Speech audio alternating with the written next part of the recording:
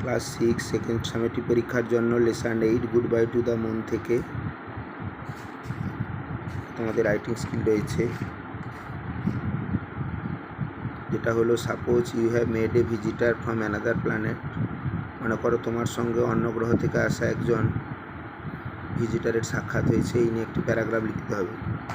তোমাদের কথা মাথায় রেখে সহজ করে লিখিয়ে দেওয়া হলো। প্রথমে তোমরা হেডিং দেবে, যেমন হয় my meeting with a visitor from another planet. অন্য গ্রহ থেকে আসা একজন ভিজিটারের সঙ্গে আমার সাক্ষাৎ। Yesterday afternoon I was playing cricket with my friends in the field. গতকাল বিকালে আমি আমার বন্ধুদের সঙ্গে ক্রিকেট খেলছিলাম মাঠে। Suddenly a space ship got down from the sky. হঠাৎ আকাশ থেকে একটা মহাকাশযান সেখানে নামলো। We were confuse to see it. আমরা এটা দেখে হতভম্ব হয়ে গেছিলাম। দেন a creature came out of the space ship. মহাকাশযান থেকে একটা প্রাণী বেরিয়ে এলো। It look like a big bug. এটাকে বড় সারপোকার মতো দেখাচ্ছিল। His skin was greasy. তার স্কিনগুলো ছিল খুব জলজলে উজ্জ্বলযুক্ত।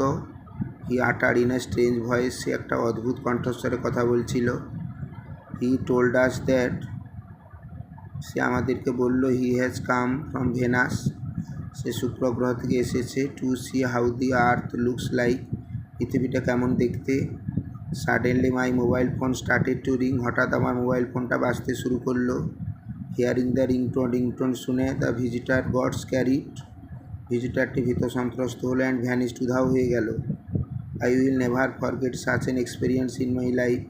এরকম অভিজ্ঞতা আমি কখনো জীবনে ভুলব না।